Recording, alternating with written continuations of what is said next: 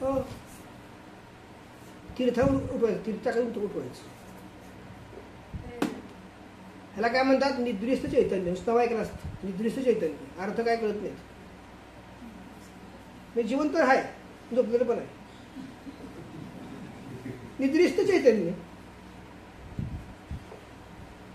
दिसतं रे.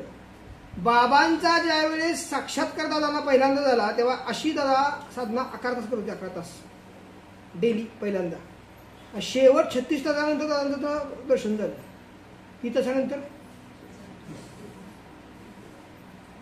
तास मिनिटं नाही.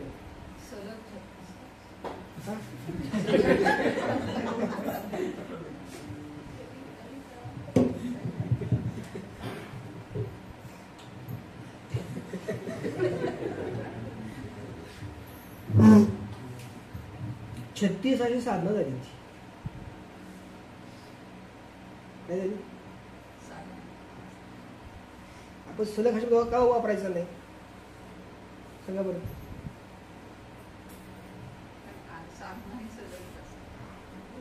बाळ हुशार आहे का नाही? कुठं आपण आलोय? संचार कळाला का तुम्हाला? मग संचार कोणा पाहिजे असेल तर तुम्ही ऍप्लिकेशन टाकून द्या. नारायणी अवस्था म्हणजे काय आहे? हे डोळे ज्या बरोबर समोर तुमच्या इथं बिंदू आहे, तर डोळ्यांना 2 नाडी आहेत. सांगितलं इकडे एक आणि इकडे एक. ह्या 2 नाड्या, मधली नाडी, 3 नाड्या एकत्र करायच्या. नाड्या एकत्र करायच्या 3, आणि 3 नाड्या एकत्र करून तिथून साधना करायची. आज्ञाचक्र तुम्ही म्हणा त्याला, है ना. ती अवस्था जेव्हा तुम्हाला मिळेल ती नारायणी अवस्था. आणि त्याच्यानंतर कारण दीक्षा आहे. काय कळलं? नारायणी अवस्थेच्या अगोदर आहे, नंतर कारण दीक्षा. हा सगळा विषय दीक्षा नंबर 5 मध्ये येतो.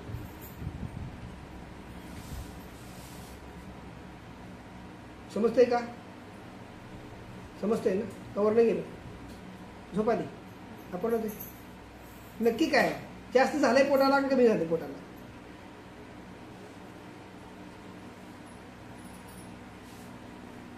लोड येणारच हो. 11 ओंकार काढले हाय कुठं आपण? ना मुंबईमध्ये ना उमरजमध्ये. कळलं का? काय शंका यात? 6वं 5वं सेमिनार संपलं. 6वं सेमिनार. सप्तस्वर कुठले? सप्तस्वर्ग कोणते? हा हा, स्वर नव्हे, स्वर्ग. कुठल्याच्या मध्ये काय ते सांगा आधी मला.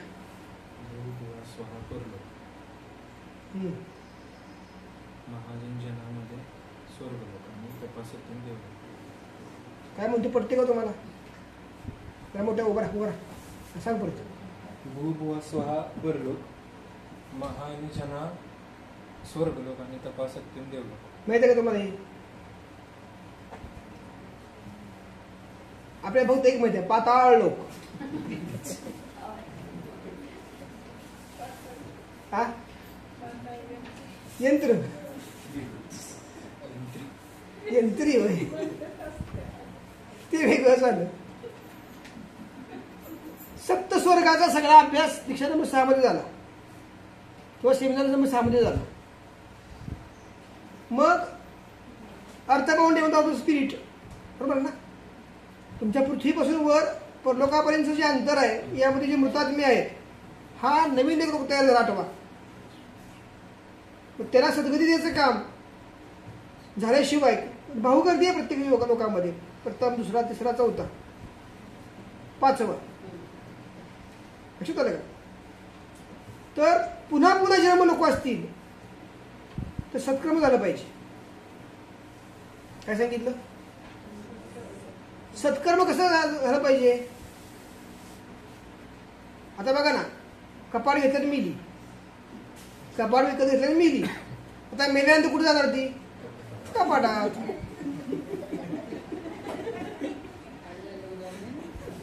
काय नाही? आजी होती, आजी डबा होता आजीचा, कशाचा? अर्कित्याचा डबा. नाव होतं सौ गुंजना काय असेल ते. आणि ती गेली, 2 पिढ्या झाल्या, डब्यात जागा तिथंच आहे. आजी कुठे आहे? डब्यात. लक्षात आलं का? किंवा एखादी व्यक्ती गेली, तिचं सोनं होतं, तिने सांगितलं सुनेला देऊन ठेवा म्हणून, जाताना ती कशाने कॅन्सरने मेली. सुनेने घातलं काय तिथे कॅन्सर झाला. काय कळलं?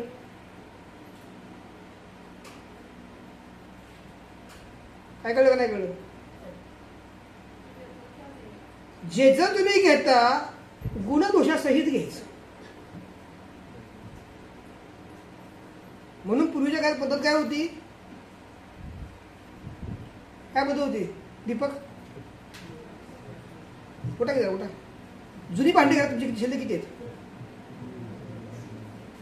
जुनी भांडी. मग प्रपंच तुम्ही सगळ्यात नवीन तुम्ही केलं सगळं. आईचं काय? आईचं आहे का नाही? आजीचं? आईचं आहे. पणजीचं काय? पणजीचं? सासूबाईचं? भांडी नाही आली.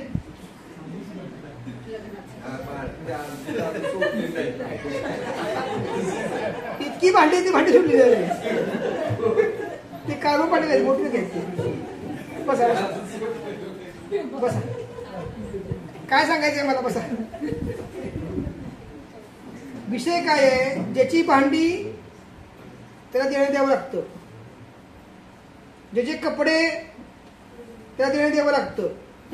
म्हातारी होती का आठवून मिली. कशी मिली? तिचा स्वेटर घेतला नाही कोणी लेकीनं, पण लेकी पण देख पण गाठून मारणार का? संगती संग दोषा. हा सगळा खेळ कुठे येतो? सप्तस्वर्गात. म्हणून कुणाचं व्यास घेऊ नाही.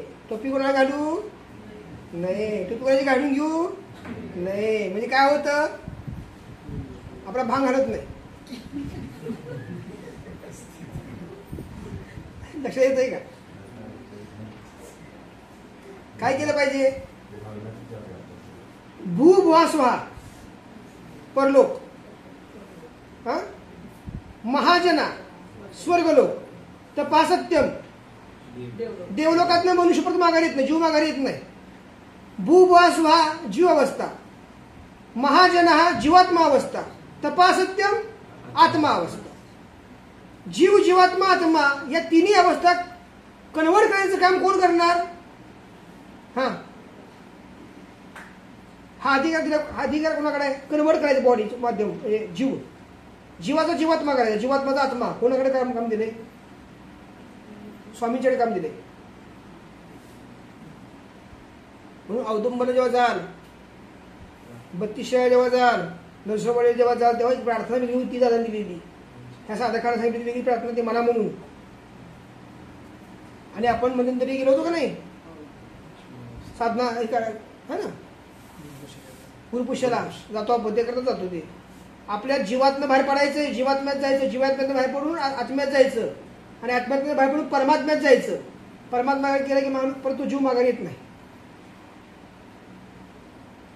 मग आता मला तुम्ही सांगा, तुम्ही जे कमवताय आज, कोण नोकरी करतंय, कोण व्यवसाय करतंय, म्हणजे तुम्ही कोण आहात?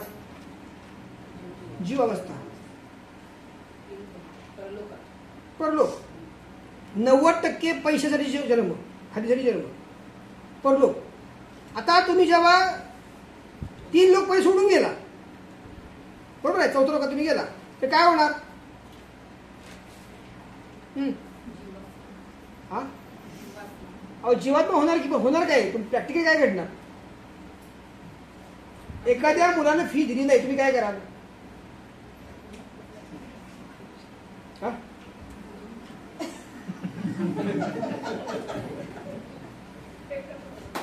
मल्हारी पैसे जर एखाद्याने दिले तुम्ही काय कराल? हा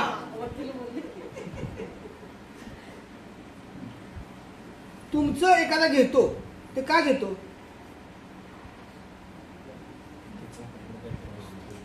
हे बघा, जो दगा देतो त्याला काय कारण आहे? जो घेतो त्याला काही कारण नाही. तुम्ही कोणाला घेत असता त्याला काही कारण नाही. तुमची देवाणघेवाण या जन्माची नाही आहे फक्त. मग गतजन्मात तुम्ही ते लोकांना काहीतरी त्रास दिलेला असतो तो असतो मग पुन्हा हायस कंटिन्यू येतो. विषय कळतोय का? मग तुम्ही ज्या वेळेस चौथ्या लोकात जाता तेव्हा तुमची आसक्ती कमी होती. काय सांगितलं? कमी होती. 6व्या लोकात तुम्ही जर गेला तर तुम्हाला काय मागावंच लागत नाही. आता कसं आहे, नवरा कमवतोय, मी कमवते, नवऱ्याची पेन्शन, माझी पेन्शन किंवा काय असेल ते, मुलाची पेन्शन. आता अशी कंडिशन आहे का नाही? जीवावस्था. जेव्हा अशा आता बघा ना, तुम्ही जर शिर्डीला गेला, बाबांच्याकडे गेला शिर्डीमध्ये, तर रोजचा तिथं गल्ला किती येतोय? 5 कोट 7 कोट है ना? येतोय का नाही? काय येतोय एवढा गल्ला? हा, आपल्या लाईट बी भरत हे झाले. तिथं कंटिन्युएट चालू असते. आता मुलीच्या लग्नाकरता बापाने जर 500 माणसं बोलवली तर तो किती लोकांना सांगतो? मल्हारी सांगतो का नाही? 500 माणसं जेवायला घातली, पुढे थटामाटात घातलं. पण शिर्डीमध्ये रोज 10,000 माणसं जेवतात, बाबांचं अन्न खातात. बाबा नाही म्हणून रोज 10,000 लोकांना खायला घालतोय म्हणून. हे कसं घडतंय? कसं घडतं? तपासत्य. कळतंय का? तुम्ही जर पैशाच्या पाठीमागे लागला, पैशाच्या पाठीमागे लागत गेला पैसा तुमच्या पांग पडणार नाही. पैसा पुढं तुम्ही मागं, पैसा पुढं तुम्ही मागं. वयाच्या 8व्या वर्षी मला कळलं. काय कळलं? पैशाच्या मागे लागायचं नाही. तुम्हाला अजून ते कळलंच नाही. तुम्ही अजून पैशाच्या मागे लागतो. मग लागायचं माझ्या पाठीमागं, गुरुंच्या मागे लागायचं. काय नाही बंधारी. 2 सूत्र आहेत. ज्याच्या मागे लागतो तो पुढे पळतो. सूत्र काय? तो पुढे पळतो. मग नवरा असो, बायको असो, पोरा असो, समाज असो, प्रपंच वाटत असो, गुरु असो. आता गुरु पुढे पडला तर फायदा काय आपला होईल सांगा बरं? हे सगळं मिळत जाईल. आणि पैसा पुढे पडला तर बिकारी होणार. पैशाच्या मागे पडल्यानंतर काय होणार? बिकारीच होणार माणूस तो. पैशाच्या गुरुच्या मागे पडला तर सगळंच मिळणार.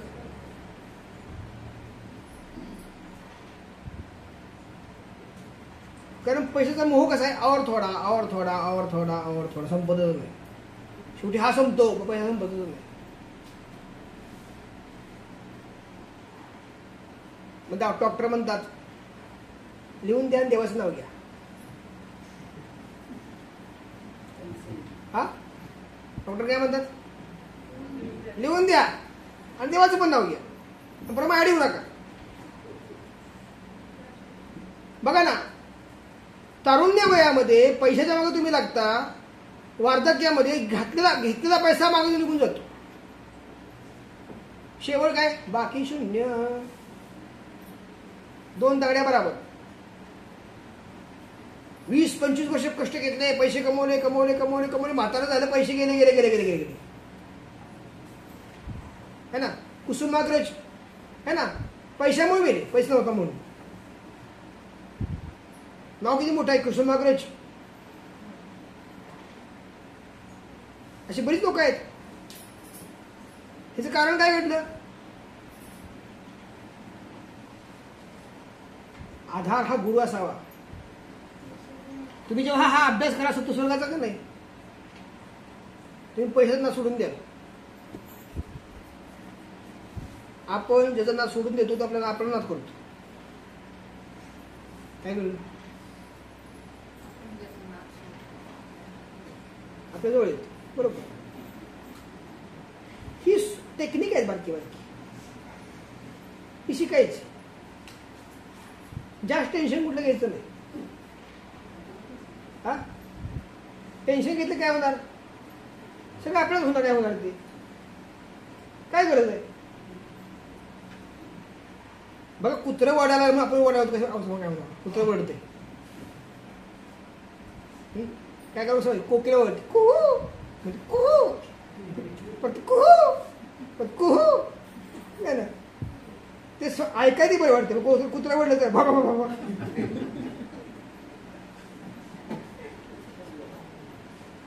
पण त्या कुत्र्या वाटतं आपलं कोणतरी प्रतिस्पर्धी द्यायला दिसतो इथे बिन शब्दाचा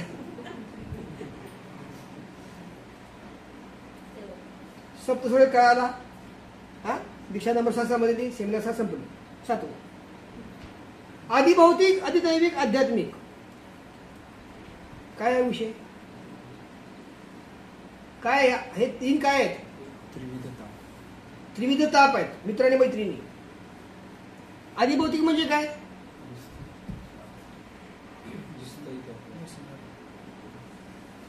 आदिभौतिक म्हणजे कोण सांगेल काय मांडके पुष्कळ वाचन तुमचं झालंय ना ग्रंथांचं हा मग सांगता आलं पाहिजे का नाही आदिभौतिक म्हणजे काय संकल्प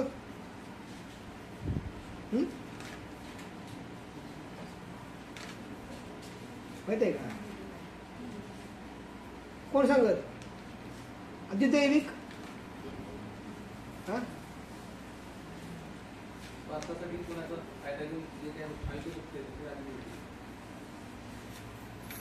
स्वार्थासाठी कधी म्हणजे या जन्मात का मागच्या जन्मात बर पुढं अनेक प्रकारे देवदेव केली आणि त्या सुसूत्रता नाही समजा आणि आध्यात्मिक म्हणजे एखादी गुरु आहेत पण प्रॉपर सिस्टीम न करता ते तो प्रवास झाला नाही कळते का उभं राहू रिपीट अगेन हा आदिभौतिक याने भक्तिगंधात स्वतःच्या स्वार्थासाठी इतरांचा वापर करून घेतला किंवा त्रास दिला असेल अशा पद्धतीचं कर्म झालं असेल त्यातून या जन्माचे दुःख ते आदिभौतिक आपल्या मुलाला शेजारचा मुलगा बरोबर येतो मग म्हणजे येतो बोलवा खेळायसाठी 2 लाडू आहेत मोठा लाडू आपल्या मुलाला खायला दिला आणि बारका लाडू दुसऱ्या मुलाला खायला दिला तर काय झालं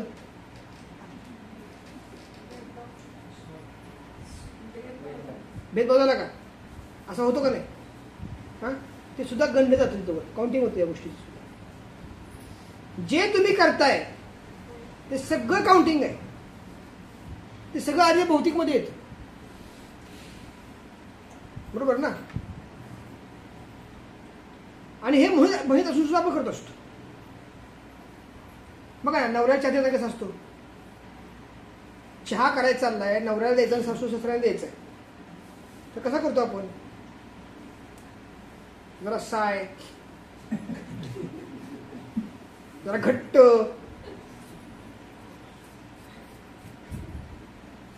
हा सासू सासऱ्यांना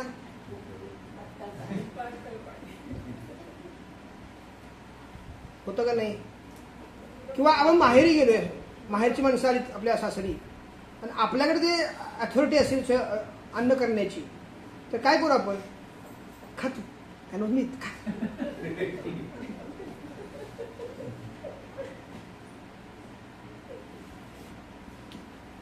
होतं का नाही होत पुरुषांना माहिती आहे 1 वर्ष 2 वर्ष 3 वर्ष मयुरा बायको लाड किती करते 3 वर्षानंतर काय होतं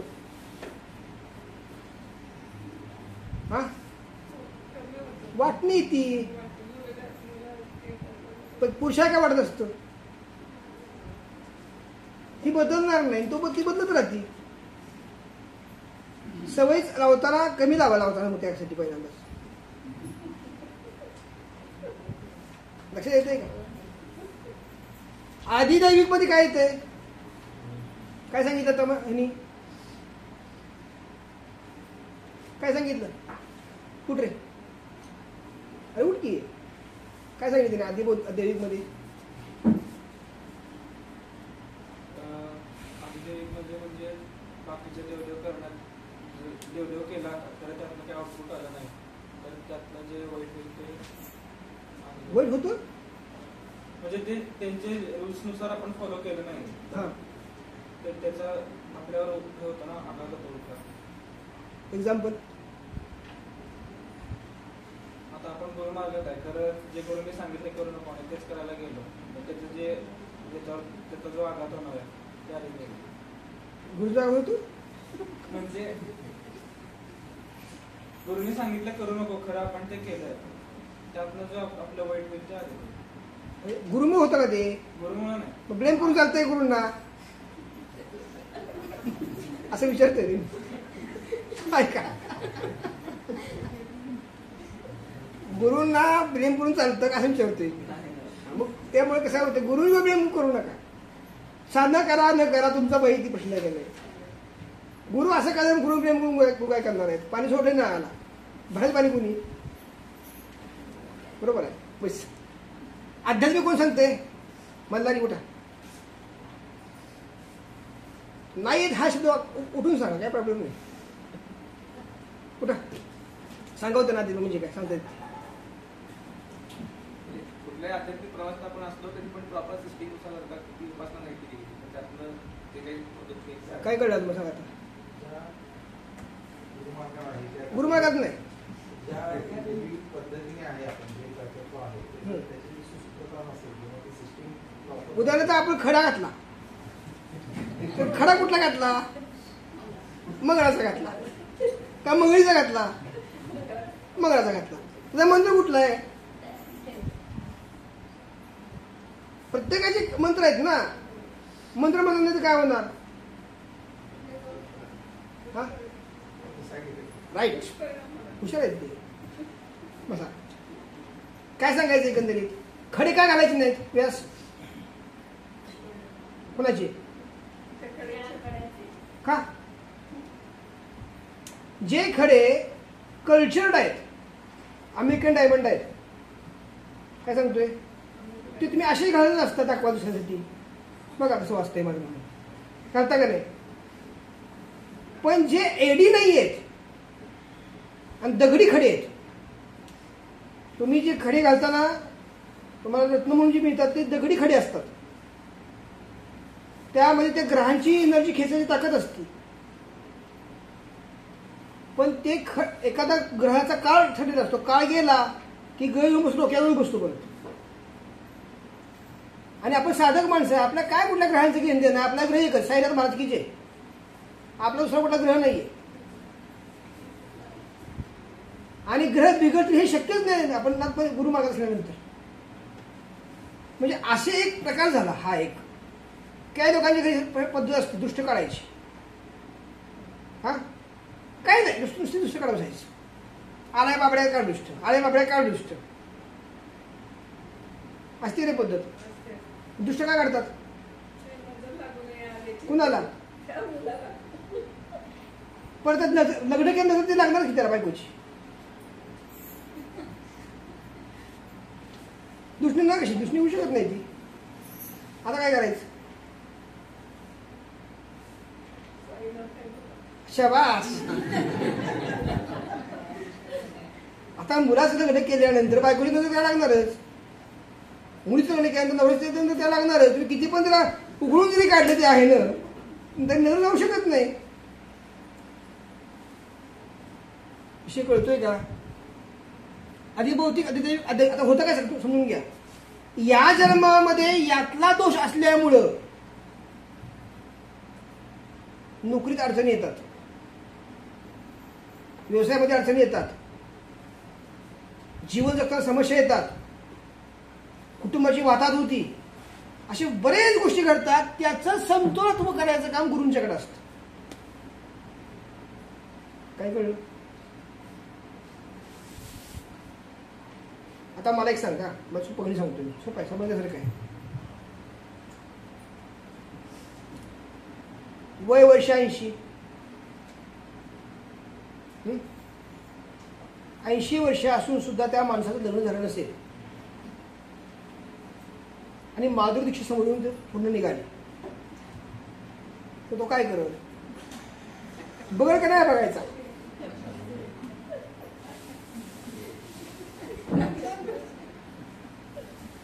हा हा आता आत्मा त्याचा जो आहे, त्याचा जो जीव आहे, त्याचे वय किती असेल त्यावेळेचं? यौवन. देह वार्धक्यात आहे. विषय कळतोय का तुम्हाला? देह कुठे गेला? 80 वर्ष आत पण गेली असती, पण समोरून कोण गेली? माधुरी दीक्षित गेली. ह्याला काय वाटणार? अभि तो जवान हो, वाटणार की नाही त्याला?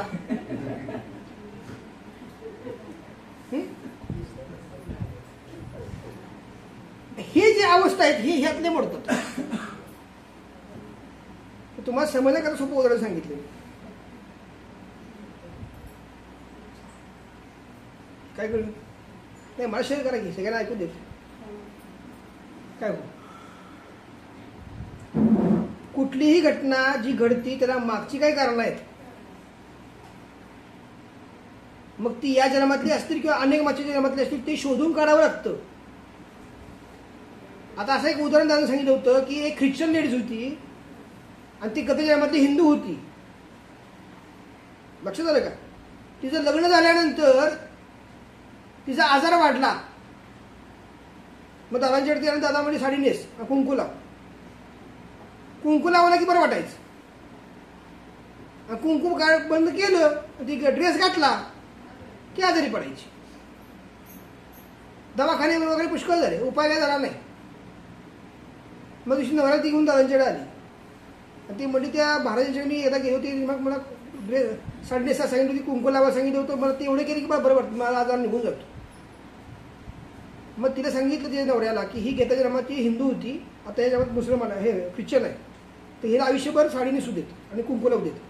तिला काही होणार नाही, कुठल्या औषधाची गरज नाही. ती कवर झाली. तसं तुमच्या जन्माला येणारं मूळ सुद्धा तुमचं कोण आहे? काय सांगतोय?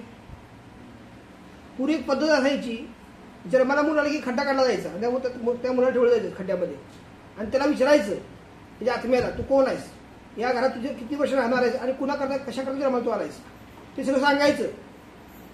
आणि मग ते घरामध्ये त्या मुलाची एंट्री व्हायची. आता पोरच होत नाहीत. आता काय करायचं? फिरते आपलं. पुरी पद्धत अशी होती, माहिती आहे का? हे आता माहिती झालं, कळलं? विषय कळाला. आता हे सगळे जे 3 विषय मी सांगितले हे तन्मात्राशी निगडीत आहेत. तन्मात्र कोणती?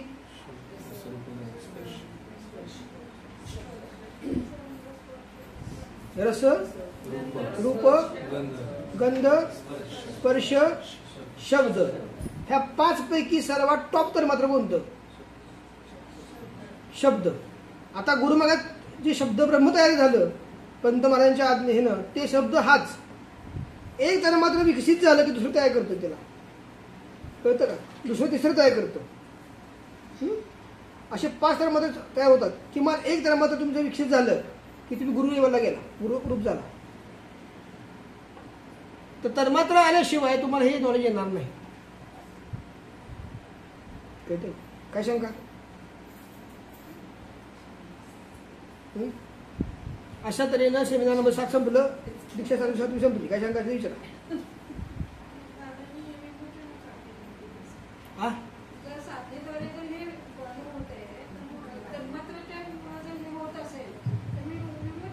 ही आधी भौतिक आध्यात्मिक ही काय आहेत? ही काय आहेत? ही 3 काय आहेत असं विचारतोय. विमोचन कुठे आहेत? दुःख आहेत. त्यांच्या निराकरणात विमोचन आहेत. तो आता टॉपिक आला त्याच्या परत. 3 दुःख मूळ, आदिभौतिक, आदिदैविक, आध्यात्मिक, त्याच्या निवारणार्थ विमोचन आहेत. पण प्राप्ती आहे तन्मात्राची. कळलं? Seminar number 8. हे सगळं जेव्हा तुम्ही प्राप्त कराल तुम्ही स्वतः, तेव्हा तुम्ही साधक अवस्थेत पूर्ण झाला. ह्याचा काळ किती आहे? 12 वर्षाचा. हे सगळं तुम्ही दुसऱ्याला द्यायला लागाल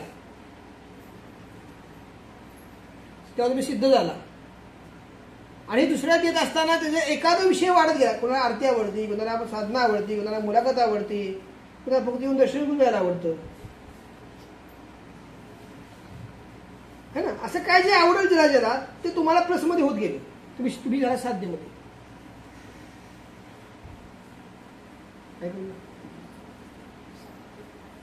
हा साध्या अवस्थेचा 12 वर्षाचा काळ गेल्यानंतर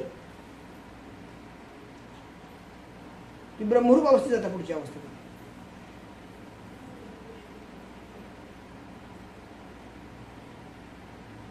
बरोबर आहे ना. तर साधक सिद्ध साध्य म्हणून सांगितलं काय गेलं की तिन्ही तुम्हाला जरी मिळालं तरी मिथ्या म्हणते पंतांनी. काय म्हणते? सद्गुरूंसमोर काय आहे सगळं? सद्गुरू ठाई ठाई. सद्गुरू हे पद मिळण्यासाठी ह्या तिन्ही अवस्थेतून जावं लागणार. आणि असे असंख्य सद्गुरू बनावेत अशी दादांची इच्छा होती. म्हणून त्यांचं नाव पण सद्गुरू नाथ दादा.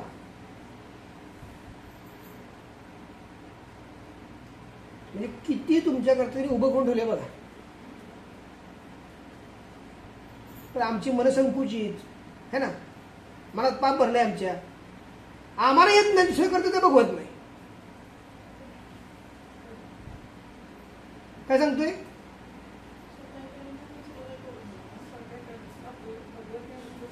मला येत नाही आणि तुमचं बघवणं झालंय, आता काय करायचं? म्हणून दादाने वाक्य निंदकाचे घर असा विषय झाली, त्याच्या निंदेमुळे आपली एनर्जी वाढते.